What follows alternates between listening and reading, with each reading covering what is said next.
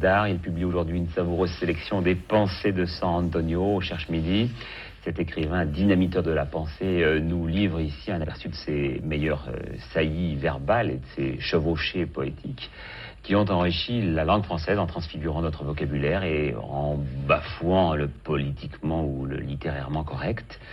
Alors là, aujourd'hui, c'est San Antonio, parce que je suis assez perdu, de temps en temps. Bon, j'ai plusieurs casquettes, mais enfin, on s'y retrouve tout de même. Là, on va dire que c'est San Antonio. Oui, tout à fait. Vous avez dit à un moment donné que vous, peut-être seriez-vous San Antonien si vous n'étiez pas vous-même San Antonio. Oui, peut-être serais-je devenu San Antonien si je n'étais Peut-être pas qu'il y en a San beaucoup Antonio.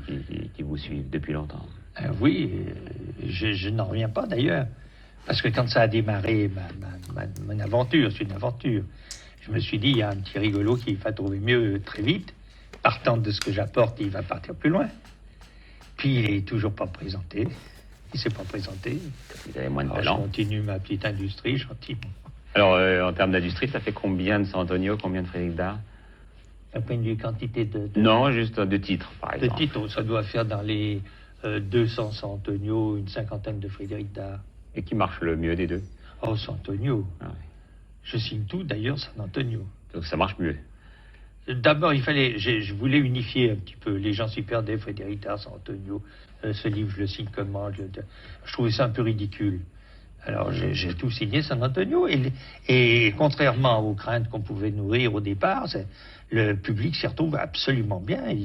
Personne n'a protesté.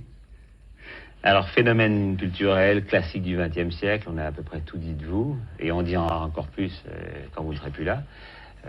Ça, c'est pas sûr. Bon, j'ai l'impression qu'il y aura de la déperdition à ce moment-là. Vous vous qualifiez comme écrivain forain? Oui, je pense que ça relève de la fête foraine, ma littérature. Vous savez, à Lyon, il existe la vogue. La vogue, c'est la fête foraine. Et c'est une chose qui est sacrée à Lyon. La vogue des marrons, par exemple, oui, sur le plateau de la Croix-Rousse à l'automne, c'est quelque chose de formidable. Eh bien, je suis un auteur, pas en vogue, mais de vogue. Et quand vous réfléchissez à cette collection, qui est assez prestigieuse, vous retrouvez à côté de Tristan Bernard, d'Alphonse Allais, de bien d'autres, vous pensiez un jour, vous étiez petit, non, je pensais à rien de tel. Je pensais à rien de tel. Et j'en conçois pas, je veux dire, D'ailleurs, j'ignore l'orgueil, très sincèrement. Je ne suis pas du tout orgueilleux, je ne suis pas du tout avide d'honneur, ayant des arrière-pensées sur ceci, sur cela. Pas du tout, c'est ce qui me permet d'être totalement à l'aise.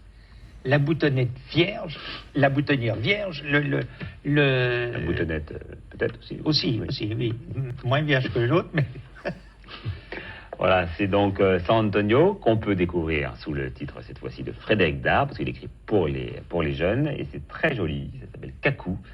C'est un album de jeunesse, donc qui montre bien oui, c'est la richesse de la palette. C'est la seule chose que j'ai écrit pour les tout petits, et ça m'a été demandé par un imprimeur qui voulait faire de l'édition de bouquins d'enfants à Lyon. Vous avez dit oui. Et à l'époque, je disais oui à tout. D'ailleurs, je continue un peu. Merci beaucoup d'avoir été notre invité. Merci de m'accueillir. Merci Frédéric.